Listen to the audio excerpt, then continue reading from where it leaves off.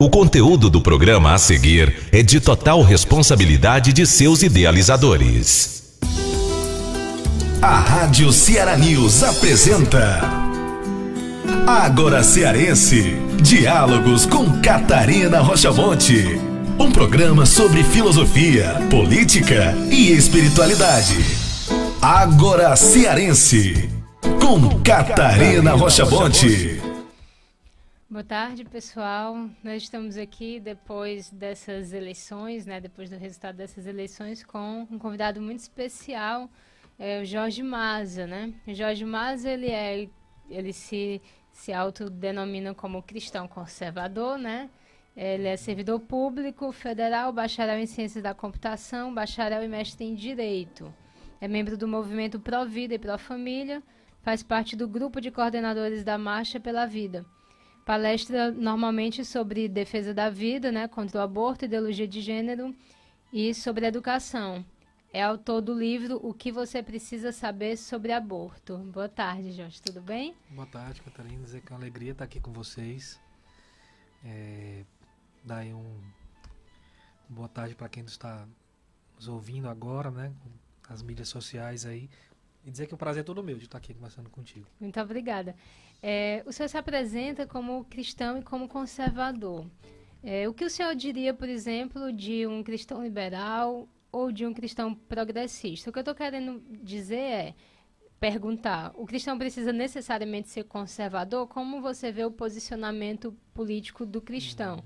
Eu pergunto isso levando um pouco em consideração o nosso momento político que foi vivenciado, que está sendo vivenciado, onde nós vimos, por exemplo, os dois lados da disputa tentando fazer valer a ideia do cristianismo como uma pedra de toque para a defesa do seu posicionamento político, Então a gente via pessoas dizendo cristão não apoia a tortura, fazendo referência subreptícia a que o fato de algumas pessoas que apoiariam o candidato Bolsonaro apoiariam também a tortura.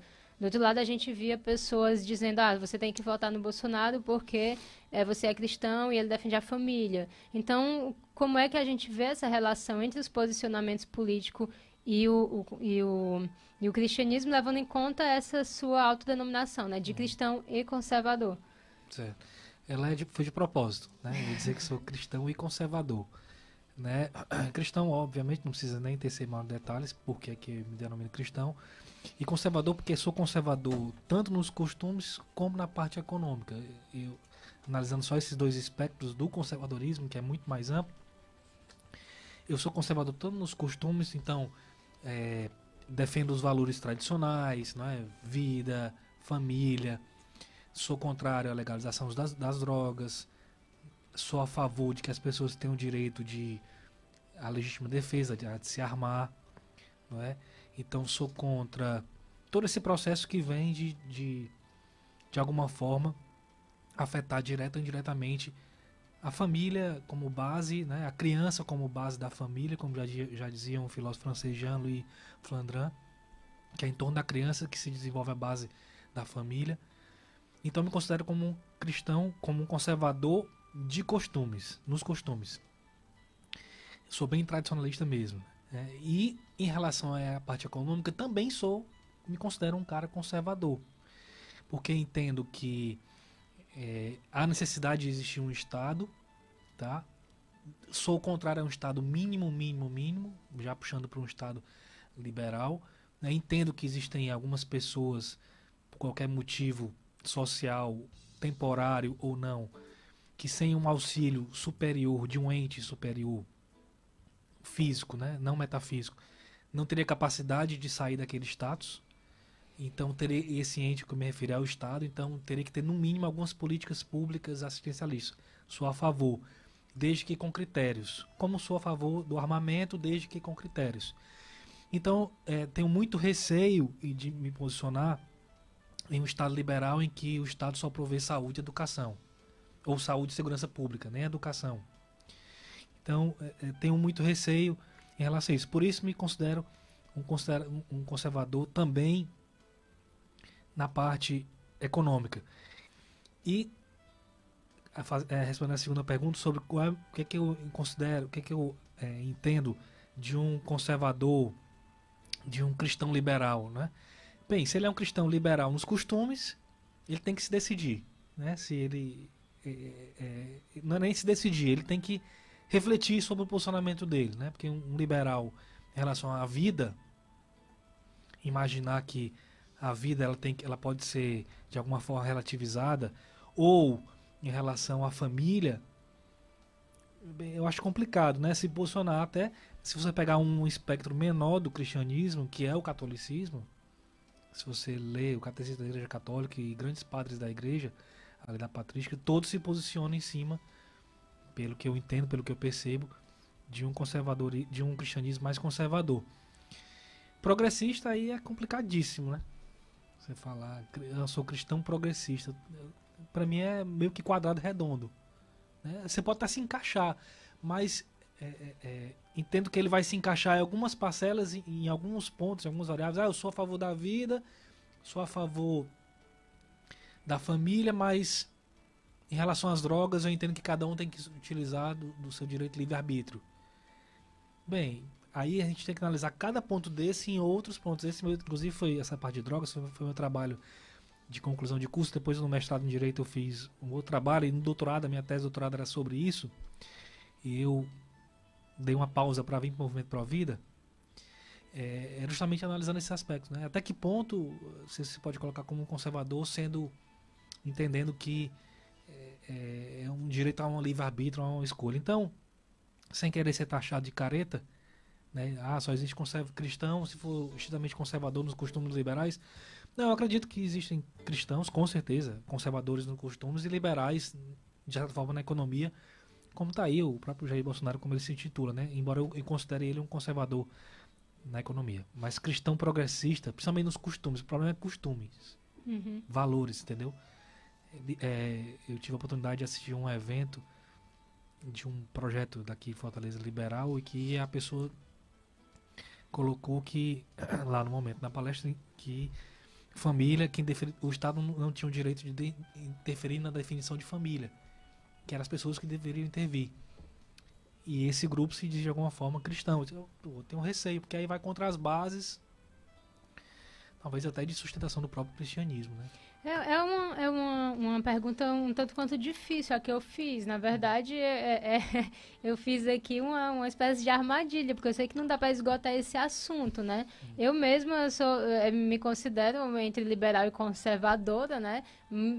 Faço mais parte dos movimentos liberais, estou assumindo a vice-presidência do Instituto Liberal do Nordeste e sou cristã. Conheço, por exemplo, a gente entrevistou aqui o Pedro Cabral, que é um liberal, na verdade ele é um anarquista e que é totalmente contra o aborto, se posicionou contra o aborto, né? Então essas coisas elas não são muito fáceis de delimitar, né? De modo que você pode ser liberal e pode ser contra o aborto não é uma coisa fechada dentro do liberalismo, você tem dentro do movimento liberal algumas tendências mais progressistas, né? Então, por exemplo, quando eu escrevi um texto sobre criticando a questão das pautas feministas, e esse texto ele foi publicado no Mises, aí eu recebi uma resposta crítica de uma pessoa que se auto-intitulava feminista libertária. Então, criticando, dizendo que eu era conservadora e que eu estava fazendo apelo a questões religiosas e tudo mais. Então, o liberalismo ele tem esse espectro que vai desde aqueles que se aproximam mais de uma esquerda, né, que tendem a uma pauta mais progressista, seria talvez os liberais, como a gente chama liberal nos Estados Unidos, né? Até alguns que se aproximam mais do conservadorismo. De modo que nessas eleições ficou até interessante a gente perceber isso.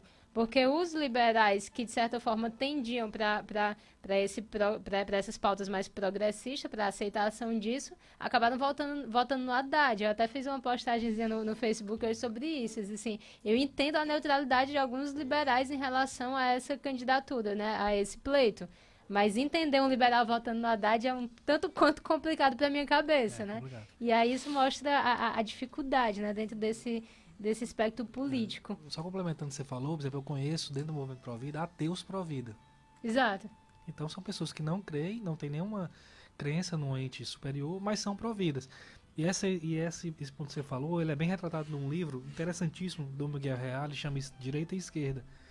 em que ele elabora, não sei se de forma inaugural, mas eu particularmente foi a primeira vez que eu vi, um círculo de espectros políticos. E aí ele coloca esse tipo de cidadão, que ele se entende como liberal e está votando em pessoas estritamente progressistas, ele coloca já na ponta do círculo que ele está saindo do liberalismo e indo para uma linha progressista. E aí o conservadorismo ficaria no meio, nos dois meios, né? Ele coloca conservadores tanto no espectro de direita como de esquerda. E nas pontas, um liberal pendendo por um extremismo de esquerda, ou à esquerda, e uma esquerda com algumas pautas mais conservadoras pendendo para um começo de um direitismo. Então, seriam pessoas que têm uma pauta social profunda, não é, de assistencialismo imenso, já que é uma característica mais próxima de um partido de esquerda, mas são estritamente conservadoras em aspectos de costumes.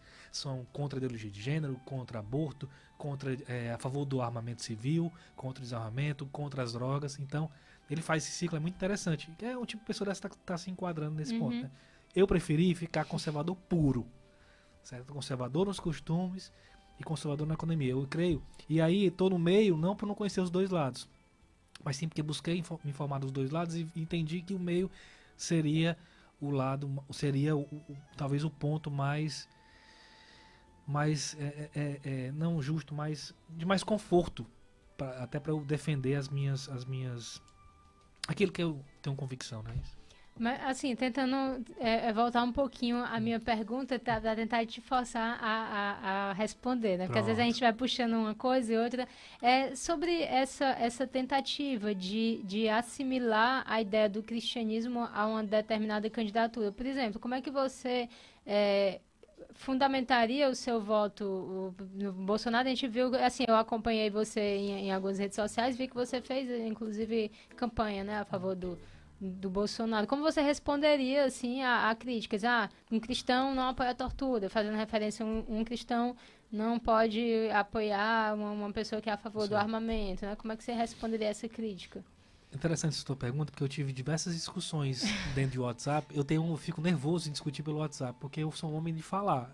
Esse negócio de escrever pra mim em WhatsApp, principalmente no celular que é pequeno, você vai ficando velho, é complicado, os dedos vão misturando.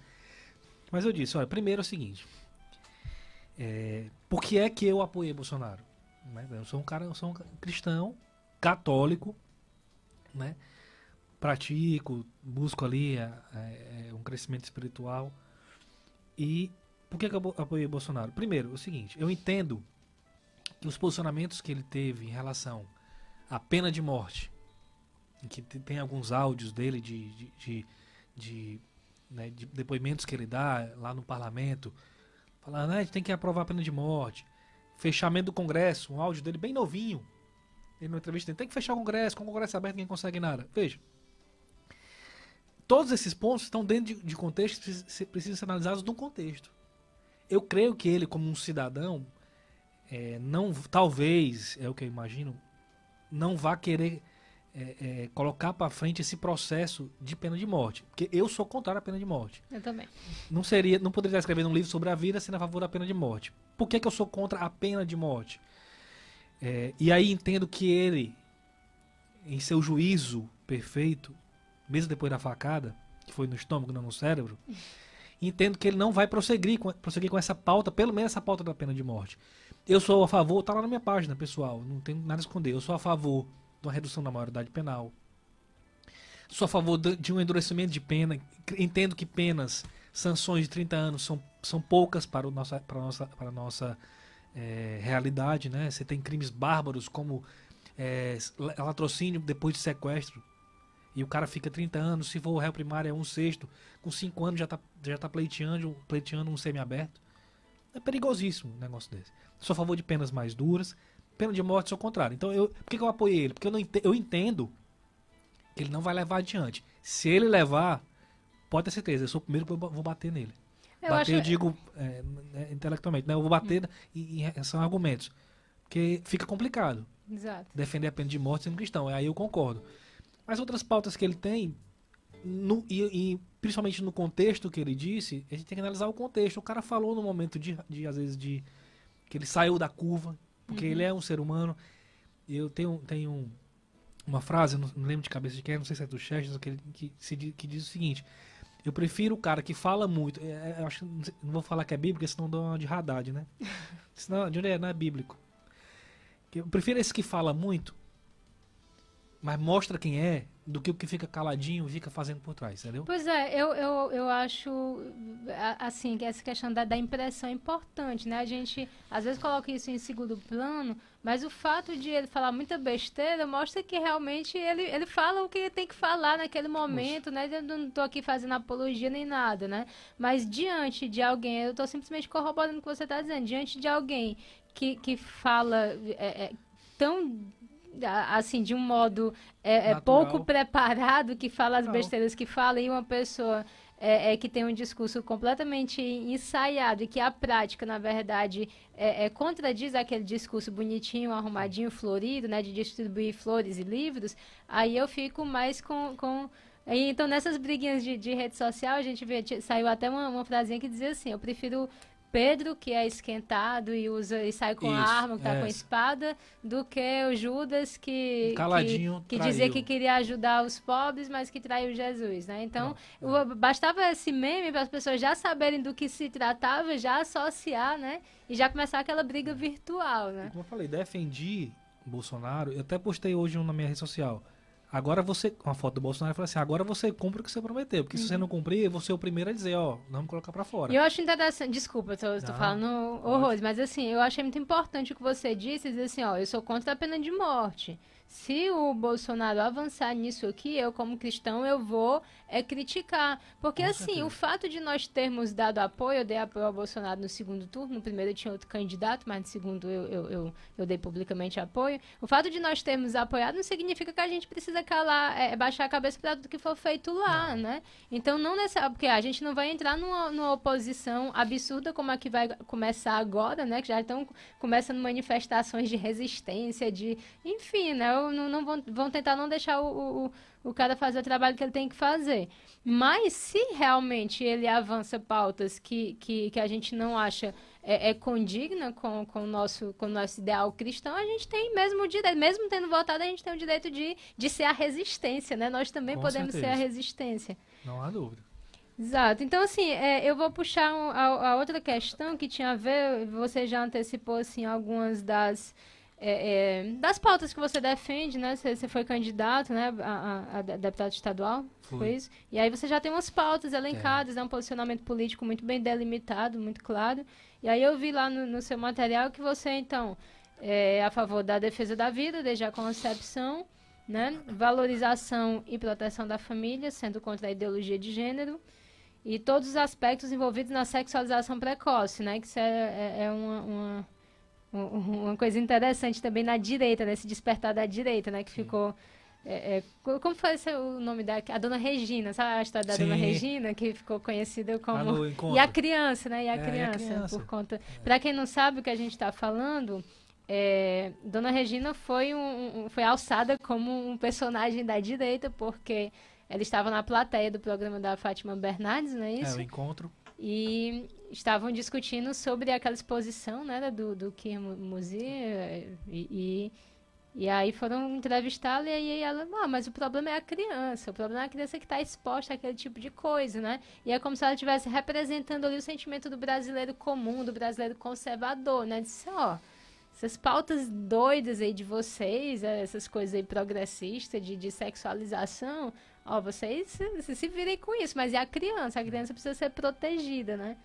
E só complementando, só fazendo uma parte, viu, Catarina, nesse ponto que você falou, por exemplo, até essa revolução linguística aí, né, Fernando Salsu, esse pessoal que fez essa revolução linguística, por exemplo, eu nos artigos que eu escrevo, enfim, eu geralmente não gosto de chamar essas pautas progressistas.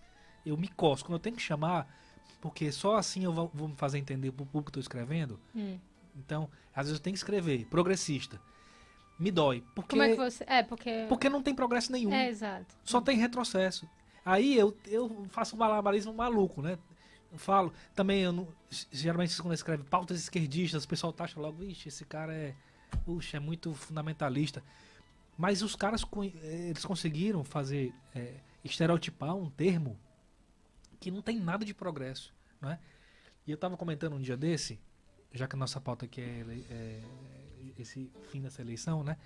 A esquerda, ela sempre teve um estereótipo muito clássico, né? Tanto pelas cores como pelo formato. E se você pegar o movimento feminista, ele se estereotipou muito, né? Então são aquelas mulheres geralmente que usam, em regra geral, usam roxo, tem um cabelo curto, que você nota. E aí eu estava analisando, pensando comigo, e pensando, se era interessante a direita também se estereotipar, né, nesse momento. O quanto seria bom e quanto seria ruim. Porque a gente vai viver um momento agora de que tudo que acontecer de ruim para esse país vai ser colocado no pote da direita, né? E quanto mais estereotipado tiver, pior vai ser. E esse estereótipo de progressista, a gente tinha que encontrar uma forma de começar a desconstruir ele, educacionalmente, entendeu? Ó, não tem progresso. Exato. Quando você erotiza uma criança, está regredindo. Apontar, a gente tem que sair dessa escravidão da linguagem, né? Porque o que eu tenho percebido, eu até tenho repetido um pouco isso em palestras, é esse fato de que do domínio da esquerda em relação à linguagem. As palavras que têm uma aderência mais imediata, né, direitos humanos e progresso, democracia, né? Então tudo isso a esquerda se apropriou de modo que fica difícil, né, você querer falar daquilo que efetivamente existe ali, já que ela se apropriou da linguagem. Então, tanto nesse sentido de tomar essas palavras como um ornamento ali para o seu discurso, como no sentido também de desqualificar o outro lado a partir de termos completamente irreais, né? Não aponta para algo concreto como essa coisa de fascismo, né? Isso é uma histeria coletiva que está acontecendo. Assim, eu estou dizendo isso porque eu estou, de certa forma, vivendo isso na pele, porque as universidades, os professores universitários, os alunos estão surtados com o avanço do fascismo. E aí o Bolsonaro ganhou. Eu vejo um monte de gente comemorando, feliz da vida, uma senhora, a criança, todo mundo fazendo uma festa danada, e o pessoal lá da esquerda, da universidade, a pessoa lá inteligentinha que acha que manja muito da coisa, dizendo os vermes fascistas. Você está chamando milhões, mais de 50 milhões de brasileiros de vermes fascistas? Isso é uma coisa completamente absurda, né? Então, concordo com você, que a gente precisa pegar a palavrinha e dizer, isso aqui, ou então a gente não se calar diante da pressão, né? Dizer, eu não vou falar, porque senão eu vou ser chamado de fascista. Não, fala. Falar e desconstruir, incansavelmente. Mas a gente tem que pegar esses 4 anos e fazer o retrabalho que eles fizeram durante 30, 40 anos aí. Pois é um trabalho meio hercúleo, né? Porque, na verdade, isso é um trabalho de décadas, né? Que a esquerda faz, mas eu acho que é isso. Mas eu acho que precisa passar pela linguagem mesmo. Mas assim, eu não sei se você concorda comigo, mas eu fiquei impressionada com a audácia, assim, dos conservadores, com a coragem, porque no começo a esquerda, durante anos, a esquerda conseguiu calar com esse rótulo, né? Qualquer inimigo da pauta deles é fascista, qualquer inimigo é fascista, E aí chegou um momento que o pessoal desconfiou, disse, isso aí não cola mais não, né? Não cola mais não. Pode xingar aí à vontade, eu confio no que eu tô defendendo, eu sei o que é que eu tô criticando, e bola pra frente. O pessoal começou a dar uma banana pra essa história de fascista. Precisa dar até uma blusinha, fascista da tua mãe, porque... Exatamente. Tá só começando, avisar pra esse pessoal aí. Se for ter raiva e chorar e cabelo branco, vai ter que abrir muito salão de beleza aqui. Porque... eu tive a curiosidade, Jorge, de hoje ir visitar a página de algumas pessoas petistas. Porque assim, a gente vai deixando de seguir, né? Com o tempo, porque a gente tem paciência, eu vou deixando de seguir. A maioria desse pessoal disse, não, deixa eu ver a reação, né? Pra ver. E a reação é péssima. Sim. A reação é, olha aí, os fascistas, esses vermes, essas pessoas alienadas, essa corja, poxa... Não tem, cara, não tem... Porque, sinceramente, eu estou pensando no processo de reorganização, né, desse país, de como é que a gente vai voltar a tratar com as pessoas, independente da sua filiação política, quando é que isso vai assentar, porque até agora está muito tenso, né? Sim. Mas se continuar nesse nível, das pessoas continuarem desqualificando todos essa os geração, eu escrevo semanalmente para o Estado, E o artigo que eu estou escrevendo para a Sexta agora é falando justamente sobre isso. Essas duas gerações que estão vindo aí, esquece. A gente não vai conseguir ter esse diálogo. Tá ruim assim? Tá ruim assim. A gente não vai... Por exemplo, a nossa geração e a geração que está vindo hoje, dificilmente você vai conseguir ter um diálogo desse natural. De você falar a palavra fascismo e os dois entenderem a mesma coisa. Fascismo, regime, extremista, com características assim, assim, assim, assado. E outras pautas. Dificilmente a gente vai conseguir colocar e todo mundo entender da mesma forma. Por exemplo, vida. E aí você definir vida não como uma questão religiosa ou filosófica, mas como uma questão moral, científica. Eu entendo que essa geração que está vindo com a gente não vai conseguir entrar nesse diálogo. Não consegue mais. Eu tava um pouquinho mais esperançosa. Você tá jogando balde de água fria. Você não consegue. E digo mais, não perco mais tempo. Quando eu vejo que o cara chegou no nível de embrutecimento, que a diferença entre ele e uma porta é só a chave de enfiar e abrir, não dá mais. É tentar resgatar alguns que ainda você sente que o cara tá naquela posição porque tá com falta de conhecimento. Tem um caso na repartição que eu trabalho que o cara tava numa situação dessa que eu senti que tinha uma brechinha, tinha um olho mágico ali que ele não tava completamente tapado, travado. E eu disse, cara, lê isso aqui. Porque até você mandar o cara ler uma coisa sua e o tema era sobre aborto. A gente discutindo sobre aborto. E eu falei assim, eu não mandei nem ele ler meu livro. Eu falei assim, lê isso aqui. Eu mandei ele ler um livro do Olavo de Carvalho que ele cita a questão do aborto. Aí, por osmose, ele foi lendo o resto. Ele ficou assustadíssimo. Esse cara não tinha ideia de que eu estava imerso numa dimensão e não estava conseguindo enxergar. Pronto. É a alma que se salva. Entendeu? E é a alma que vai se salvar o filho dele. Entendeu? Mas o cara que tá travado, ou porque não quer buscar o conhecimento, ou porque já vem num processo de único conhecimento, é muito difícil reverter. Eu tive essa impressão, Jorge, assim, em um momento que eu estava dando aula, que foi o seguinte, quando eu dou aula, eu não me posiciono política, as pessoas percebem, de certa forma, o meu pensamento e tudo, porque você convive lá com as pessoas e vai falando uma coisa e outra, isso é normal, não tem como escapar, mas eu nunca fiz proselitismo político, nunca fiz isso dentro de sala de aula, né? Só que aí depois chegou uma hora que a coisa estava mais quente, e aí eu fui fazer uma experiência. A minha experiência foi o seguinte, eu disse, esse pessoal aqui diz que é contra a escola sem partido, que a pessoa não pode ser, né, que ninguém pode mexer na liberdade do professor falar, então eu vou falar. Aí eu fiz um teste, eu fui falar sobre sobre aborto e sobre ideologia de gênero nas ciências sociais. Aí eu tomei um susto, assim, porque aí, na verdade, eu disse que a gente ia debater sobre um tema, que os alunos se posicionaram, deixei falar, tudo. Depois falei sobre aborto, o pessoal ficou meio assustado, assim, né, de ver que eu estava me posicionando contra o aborto. E depois falei sobre a questão da ideologia de gênero. Eu fiquei assustada, assim, com a forma como as pessoas já estavam pautadas por aquilo, assim. Na verdade, acho que foi nas ciências sociais. Não tinha uma pessoa, acho que tinha um aluno, entre 40, assim, que me deu um pouco de razão. Na verdade, eles ficaram abismados com o fato de eu dizer que era um absurdo você falar de gênero para uma criança de 5 anos, entendeu? Mas você está entendendo no quadro que eu estou pintando, assim, as pessoas já completamente dentro imersa nessa questão de dizer, mas é claro que tem que falar sobre gênero, porque é a defesa da diversidade e, tipo, qual o problema da criança se brincar de boneca se quiser brincar de boneca, de se vestir de vestido se quiser vestir de vestido, sabe? Tipo, reproduzindo tal e qual aquele discursozinho da forma como se quis que eles reproduzissem, né? E eu fiquei meio chocada. Eu disse, putz, o negócio tá bem avançado, né? Você vai ter mais pessoas... Essa onda conservadora, o que ela é?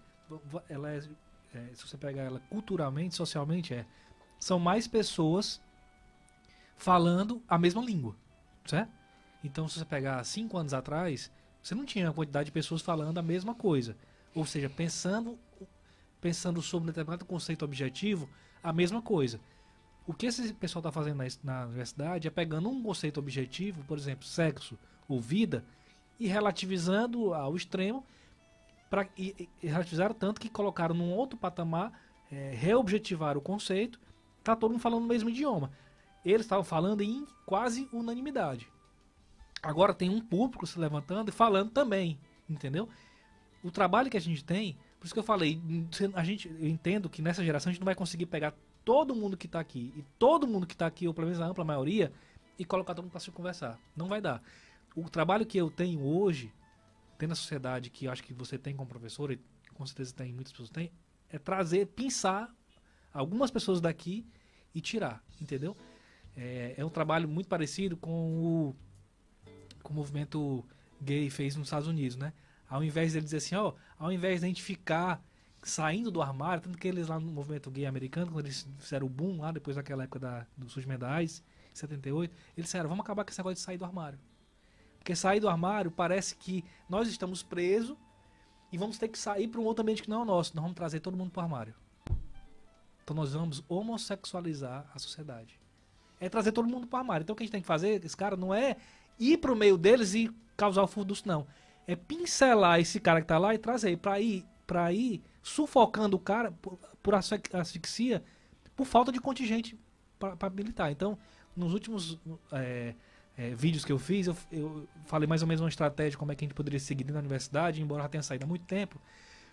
Por exemplo, alunos porque eu recebo às vezes não muito, mas eu recebo alguns posicionamentos, algumas desabafos de alunos, principalmente na universidade de estado, na UES, na UFC, que se sentem asfixiados. A gente não pode falar nada porque a doutrinação é completa. Esse meu amigo, faça o seguinte, monte uma estratégia, junte 2 ou 3 ou 4 de vocês que vocês entendem que tem mais ou menos a mesma linha de pensamento, conservador, liberal, e vocês vão caminhando junto na universidade, coloca um para brigar, porque senão eles ali é igual se não tiver uma confusãozinha de vez em quando eles acham que está faltando alguma coisa, tem que ter uma confusão na universidade, e vocês ficam pincelando, porque com certeza, se você pega uma pessoa já de 40 anos de idade, que você faz um trabalho e consegue pincelar, você vai conseguir fazer isso com uma criança de 18 anos, um adolescente, um jovem de 20. Você consegue, entendeu? O problema é que não estão deixando eles pensarem. Não estão deixando eles pensarem. Pega uma professora como você que é exceção dentro de um ambiente universitário, você vai ser exceção. Então, ele, por mais que ele queira pensar, ele está sendo todo tempo desvirtuado por um caminho só, que não é certo nem errado. Eu dentro da minha casa, eu coloco no pires do certo ou do errado esse tipo de posicionamento. Mas publicamente eu prefiro não colocar. Mas não é que é o certo ou o errado, é o que talvez não seja o caminho mais natural da humanidade. A humanidade só existe até hoje porque ela se fundou em alguns valores tradicionais milenares que vem passando de pai para filho. Se lá atrás tivesse quebrado esses valores, a gente não estaria hoje aqui. A sociedade ia virar efetivamente uma anarquia. Precisa existir regras. E não é aquela baboseira de Locke e Hobbes, não. Regras, valores metafísicos que foram colocados aqui pra gente seguir. Então, não entendo que nessa geração a gente vai conseguir fazer um diálogo. Imagina. Aí eu vou fazer uma pergunta pra gente tentar chegar num consenso. Você acha que se o Bolsonaro governar 8 anos, a gente vai conseguir colocar a universidade num patamar de mais ou menos igualdade de discurso, de narrativa? Eu creio que não.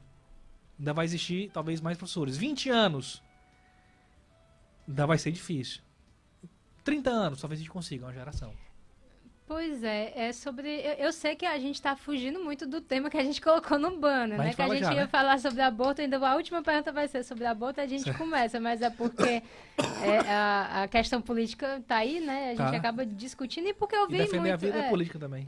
E eu vi a sua movimentação nas redes sociais, inclusive em relação à universidade, né? Você publicizou que estava denunciando e tudo, alguns abusos dentro da universidade, E aí eu preciso perguntar para você sobre isso, porque eu acho... Porque me interessa, né? Porque eu estou envolvida nesse balacobaco aí, eu Tá. sei o que é que está acontecendo. E a questão é o seguinte, a gente está falando aqui do quê? A gente está apontando um problema muito sério, que é o problema da homogeneização do discurso, né, no meio acadêmico. Eu li algum artigo de alguém essa semana que a universidade são feudos ideológicos, né? Então, a universidade se tornou isso, feudos ideológicos. É aquele pensamento repetitivo, aquele pensamento totalmente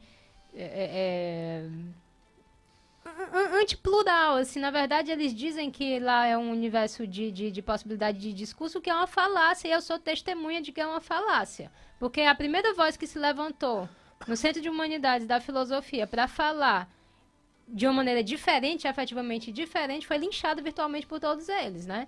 Então, todo o corpo docente da universidade colocou, assim, a professora para levar a porrada dos alunos, né?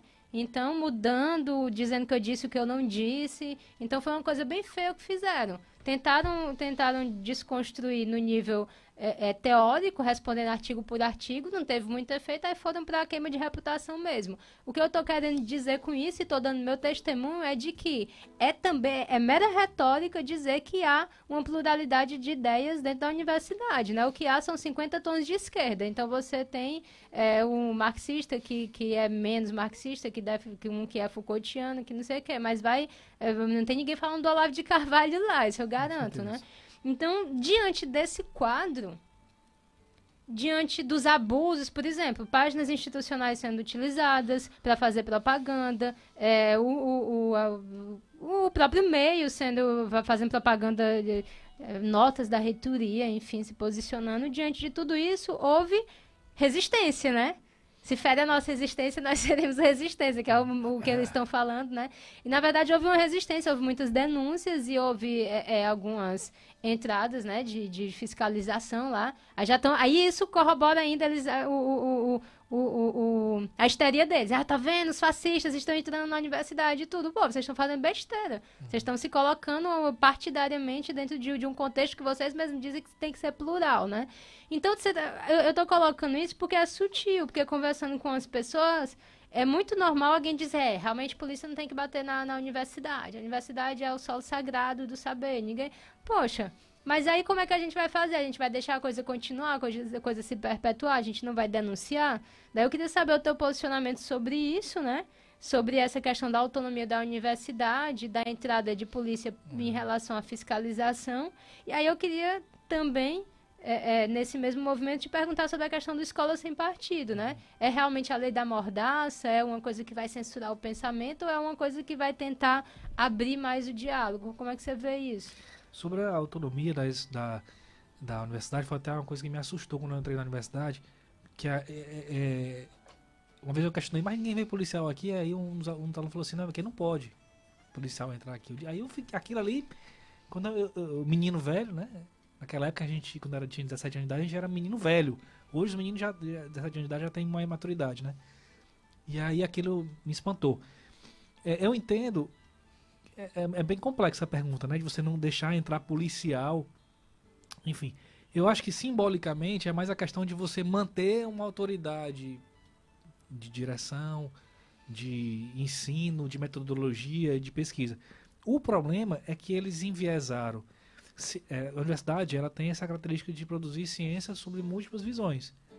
Só que só tem uma visão hoje na universidade. Então tem que ter alguém, que aí eu não entendo que é a força policial só em extremo caso, como foi agora do TSE e da Polícia Federal, acho que foi Federal a Polícia, de chegar e entrar e fazer com que se cumpra a lei. Porque estão respeitando a lei, isso é só o que estão fazendo. Eles estão respeitando a lei hoje de forma institucional. O que está faltando no país de forma objetiva. Então existe uma lei lá, em relação à universidade, que tem que ter a pluralidade de ideias, não pode fazer propaganda política partidária. É objetivo. Não importa se sou eu ou você fazendo. Isso já está regrado. Já tem lá uma norma que tipifica e diz assim, não pode. É tanto que se tiver um adesivozinho político, tem que tirar, independente se for A ou B. O que está faltando é uma certa forma, e aí não é nenhum crescimento do Estado, mas é pegar uma área uma área que sempre foi muito pouco fiscalizada e colocar agora uma certa visão do Estado em relação àquele espaço, seja que é por concessão, privado que seja, uma visão sobre atitudes subjetivas. De quem? De professores e diretores. E a escola sem partido é um instrumento. Embora tenha algumas críticas em relação ao projeto em si, até o nome do projeto, né? Na verdade, ela não está fazendo cerceamento de direito nenhum. Se você pegar lá os 12 pontos ou 13 pontos, na verdade ele está dando a liberdade pro professor. Olha, você tem toda a liberdade de fazer desde que você coloque o posicionamento com uma pluralidade de ideias, não se posicione só sobre um ponto. Na verdade, se esses professores hoje de universidade dizem que há pluralidade de ideias, tem que ser a favor da escola sem partido, porque traz pluralidade de ideia. Por que eles são contra? Porque eles sabem que não estão fazendo. E aí, não é dado a ninguém dentro de uma democracia. E aí falam democracia efetiva, não isso que eles colocam na boca e falam sem sentido nenhum. Ninguém está acima da lei. Não há nenhum ser humano, nenhuma instituição que está acima da lei. É tanto que instituição, às vezes uma empresa privada, para pedir falência, tem que pedir ao Estado. Vou pedir falência, viu? Posso pedir falência? Pode pedir falência. E aí pede falência. Então por que o professor dentro da sala de aula, embora que ele tenha total liberdade, ele não pode ter alguém ali verificando se ele está realmente atuando de acordo com aquilo que ele tem que respeitar, tanto nos próprios regimentos internos da universidade, na própria Constituição, respeitando o direito dos outros? Basicamente não tinha. O cara era solto. E aí o professor colocava só um posicionamento, que podia ser de direita ou de esquerda, aqui não estou falando se é de direita ou de esquerda, aquilo que foi respeitado durante o regime militar. Eu estudei em colégio militar. Eu cantava o hino todo dia. Todo dia eu cantava o hino nacional.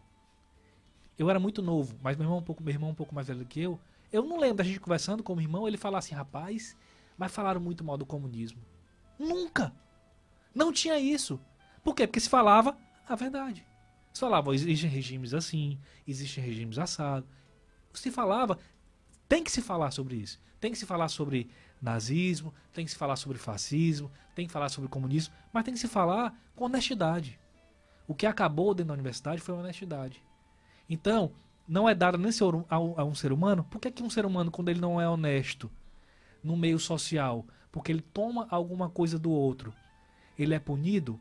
Por que o professor, quando ele é desonesto na sala de aula e ele toma aquele bem maior que a intelectualidade do aluno, ele não pode ser punido? Que manto é esse de sacralidade que ele não pode ser punido? Então hoje você tem penas, sanções objetivas para a universidade. Você não vê um diretor, quando é que você é professor de universidade? Quando é que você lembra do último professor que foi punido publicamente por estar atuando de uma forma para perder cargo? Você conta na mão. Não tem. Então, você não quer amordaçar ninguém. A gente só quer que o professor seja justo na sua forma de atuar. Seja para o lado A ou para o lado B. Quem tem que decidir o que acha mais correto ou menos correto, é o aluno, no momento certo. É por isso que eu tenho como princípio, como convicção, lutar contra a sexualização precoce de crianças. Você pegar uma educação mais clássica, baseada no trívio, no quadrívio, retórica, artes, astronomia, matemática, gramática, não tem sexualidade. Porque mesmo a criança, no quadrívio talvez você esteja um pouquinho, mas no trívio, que é muito inicial, você não tem isso. Por quê? Porque não é o momento certo de você ensinar, né? Nem pro lado A, nem pro lado B. Nem para você se virar freira e nem para virar prostituta. Tem que chegar num momento que a criança vai ter maturidade de escolher o que ela quer. Seja em relação à sexualidade, seja em relação ao seu aspecto político que ela quer servir. Só que hoje não se está dando oportunidade. É por isso que eu não vejo a curto prazo, principalmente como as universidades estão hoje, porque eu entendo que elas vão ser o reduto, o maior reduto de resistência que eles vão fazer. Eu sei que vai ter muita gente chorando, mas vai ser o reduto de resistência desse pessoal. Vai ser as universidades. Não tem outro espaço. Vai ser político universitário. Porque não tem partido político que vá conseguir bater de frente com tanto os partidos que hoje estão lá, você pegar PSL como segunda bancada, nem contra essa onda que está vindo. Porque a gente está caminhando para um processo de essa onda entrar em todos os ambientes. E vai entrar na universidade, vai ser o último reduto. É por isso que para essa geração eu não entendo mais, eu não entendo como perdida, eu entendo como de difícil possibilidade de você colocar para conversarmos todos e de forma pacífica. E vai ter que esperar uma segunda geração. E como é que forma a segunda geração? Pincelando esses caras aqui, tirando do meio. E para finalizar, para não me estender muito, eu escutei uma vez um projeto que me marcou muito. Eu tinha muita vontade de fazer um projeto desse aqui no Ceará. Quem hoje dá aula na universidade ou em colégio, geralmente fez um curso de pedagogia. Em colégio, geralmente fez um curso de pedagogia. Então, assim, hoje, muitos dos alunos que se formam, muitos professores do curso de pedagogia, muitos alunos que se formam no curso de pedagogia já vêm com esse pensamento mais enviesado de esquerda. O que os caras estão fazendo na Recife? Eles estão formando pessoas para passar em concurso de pedagogia. Pessoas cristãs, conservadoras, liberais, para passar em concurso. Vão ocupar os espaços. Eu acho interessante a gente salientar, assim, porque parece que a gente tá meio que tendo que agir como eles agiram, né? Porque a ideia da esquerda era, não, a gente não vai conseguir fazer esse negócio aqui na marra, na porrada, então vamos para os meios culturais, né? E eles foram insidiosamente ocupando todos os espaços, todas as instituições. Não é bom, me parece, essa é a minha opinião pessoal, que não é bom que haja homogeneidade nem de esquerda nem de direita. A questão é que, para que haja, até falei um pouquinho sobre isso no artigo que eu escrevi agora para a Fox, assim, para que surja uma esquerda razoável aqui no Brasil, porque a esquerda daqui não é razoável. A esquerda daqui é a esquerda autoritária, totalitária, histérica, é um negócio absurdo.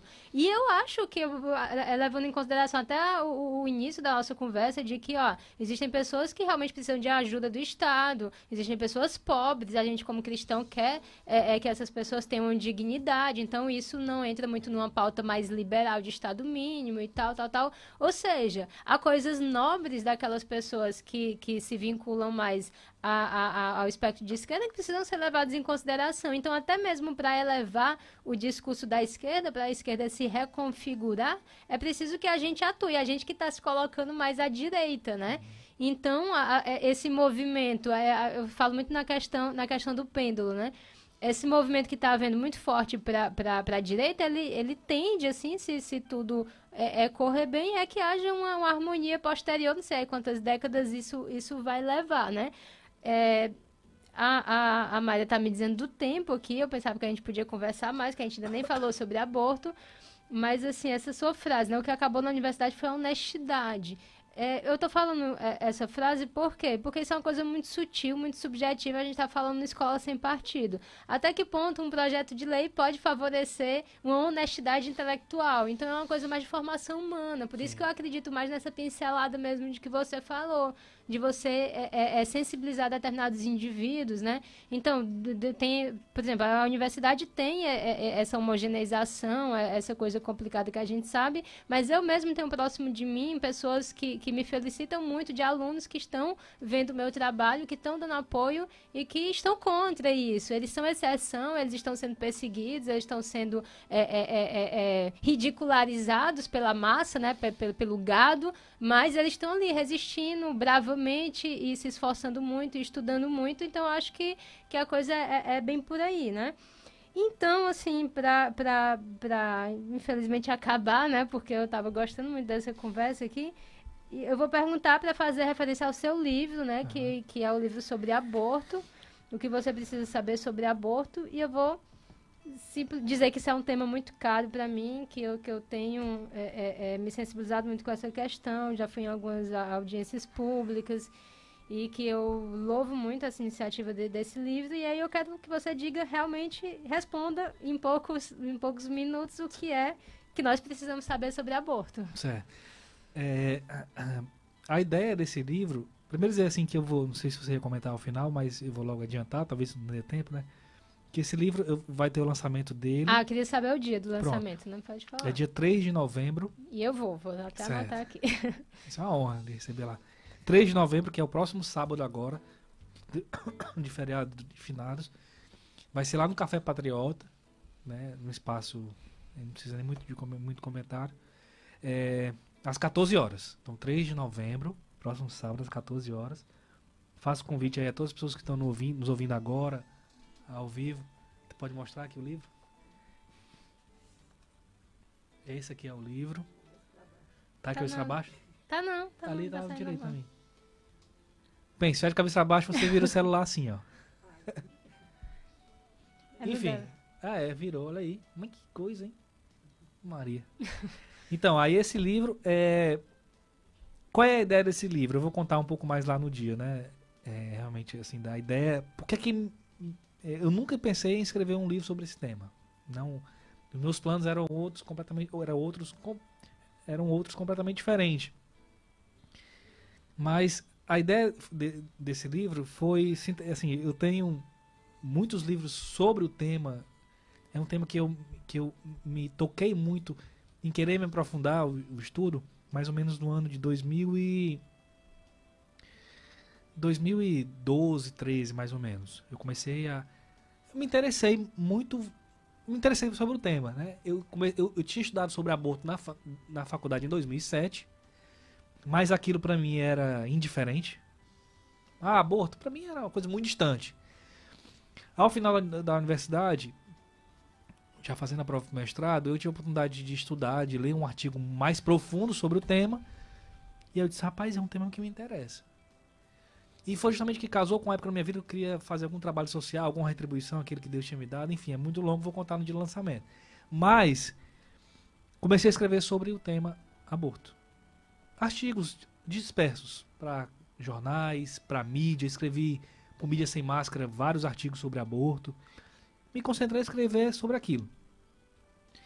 Em paralelo, eu ia dando palestras sobre o tema. Uma comunidade me chamava e tudo. E aí eu ia palestrar. E aí eu senti a necessidade de condensar tudo aquilo que eu tinha estudado e lido em um livro. Só que um livro E esse aqui livro que não é melhor do que nenhum outro. Nem é melhor, nem é pior. Existem muitos bons livros sobre aborto, tanto em português como em inglês. Só que são livros que eu percebi que eles tinham a característica de aprofundar em uma perspectiva. Então você pega um livro de um amigo particular, do Raso, ele aprofunda filosoficamente. Você pega um livro, como também uma amiga particular, Lilian Nunes, ela aprofunda juridicamente. Você pega um livro, como saiu agora de um professor, que ele dá um viés mais também, é um juiz federal lá de São Paulo, ele dá um viés mais. Aí você tem jurídica, você tem livros mais religiosos e tudo. Quando eu estava redigindo esse livro, um pouquinho antes de pensar em redigir, saiu o livro Precisamos Falar sobre Aborto, que tem essa característica de ser mais abrangente, de falar sobre determinados temas. Mas ela não anulou aquilo que eu já tinha em mente. Porque ele é um livro um pouco grosso. Ele, assim, grosso que eu digo, ele é um pouco extenso. Uhum. E quando eu estava tratando com a Eclésia, que a historinha da Eclésia eu conto lá também, não vou adiantar aqui, mas eu tinha essa perspectiva de fazer um livro um pouco mais fino. Para quê? Para ser um livro, e aí de forma bem humilde, como um livro de porta de entrada. Então, esse livro aqui, que era aquilo que eu fazia nas minhas palestras. Eu ia dar uma palestra e disse, olha, eu vou dar uma palestra como eu queria escutar uma palestra sobre aborto. Então eu vou começar aqui desde o conteúdo histórico e vou até a situação do país, perpassando por alguns pontos jurídicos. Quando a palestra era um pouco maior, eu falava de pontos filosóficos e tal, e pronto. Para que a pessoa que estivesse assistindo, ao final, ela dissesse, não, já compreendi o campo que eu tô. Agora eu quero aprofundar. Aí eu dizia, não, agora então você tá aqui os livros para você aprofundar. Então o livro é isso aqui. É o que você precisa saber sobre aborto. Você pegar o livro, começar a ler ele. Se a pessoa nunca... Ele não é um livro para especialistas sobre o tema. Serve só como material de consulta. Tem um capítulo sobre cronologia da morte, que eu pego todos os principais fatos que envolvem a defesa da vida e do aborto no mundo, desde 1800 e pouco. Então serve como consulta. Quando nasceu, quando morreu, fulano de tal e tudo. Mas ele é para aquele público que... Jorge, eu já li sobre aborto, mas eu li um artigo espaço numa revista Veja. Eu tô perdido. Eu queria começar a ler alguma coisa, para depois eu me tornar um defensor da vida, um especialista. Pronto. Eu escrevi esse livro para esse público. Ele vai começar a ler. Quando ele terminar... Primeiro, como no Brasil não há... O Raza que fala isso, uma vez eu brinquei com ele, falei assim, rapaz, foi genial nesse ponto. Não há debate sobre aborto no Brasil. Há gente gritando de um lado e gente gritando menos do outro. Somos nós. Não tem debate. Então, você vai pegar... Se a pessoa que lê esse livro, ela vai participar de 95% do debate sobre aborto. Porque eu já debati com muita gente sobre aborto. Já debati dentro de rádio chamado Paulo Freire sobre aborto. Com pessoas com computador acessando os dados que eu falava e o que eu notei é que o argumento do lado de lá geralmente é muito fraco e frágil. Então, eu tenho um capítulo que eu rebato 10 argumentos, questões controversas sobre o aborto. Rebato esses argumentos mais costumeiros. Então a ideia é essa. E para aquele que se apaixonar pelo tema, ao final eu dou umas 15 sugestões de bibliografia. Massa. Entendeu? Isso aqui não é para elevar nome de A ou B ou C. É para gerar, para aumentar a fileira do movimento Pro Vida. Essa é a intenção desse livro. Legal, já depois parabéns, assim, e agradeço imensamente essa sua participação. Convido todo mundo para estar lá presente no Café Patriota. Eu mesma vou falar só uma coisinha. Quem estiver lá vai receber esse adesivozinho aqui. Ainda tem brinde, que legal. Esse aqui é seu. Olha aí. Que eu fiz, né? Eu fiz um que era assim... Eu sou contra o aborto, minha mulher, mas tá muito feio. Aí eu comprei. Botou uns nenenzinhos. Botei um nenenzinho. Aí a minha mulher falou, tá tão fofo. Eu digo, pronto. Pois é isso. E outra coisa, esse trabalho aqui, ele é pro público feminino. Porque por mais que o homem ele tenha participação efetiva no aborto, na decisão, às vezes dizendo à mulher, faça, quando a mulher bate o pé e diz que não faz, não faz. Quando ela se empodera e diz que não vai abortar. Nem se empodera. Mas quando ela diz, olha, eu não vou fazer, eu não vou ter esse filho. Às vezes até o pai é tocado. Uhum. Então, muitas vezes, tem pessoas que atuam em casa de atendimento, sabe mais do que eu, mas eu entendo que muitas vezes a palavra última é da mulher. Então, é para esse público que precisa ser dito essas coisas com verdade. Pronto, esse aqui é seu. Vou entregar aqui ao vivo. Muito obrigada, olha aí, que legal, meu adesivo. Eu sou contra aborto. Aí eu mandei o cara, bota meu nome pequeno. Uhum. Que é pra ninguém ver que sou eu. Pra botar eu sou contra aborto. Não, e tem tá uns bebezinhos fofos. Tá ótimo, tem que aparecer seu nome mesmo. Pois nós estamos chegando ao fim, né? Muito obrigado, Jorge Mas. Obrigado, Mayra. Boa tarde para todo mundo. Até a próxima. Até a próxima.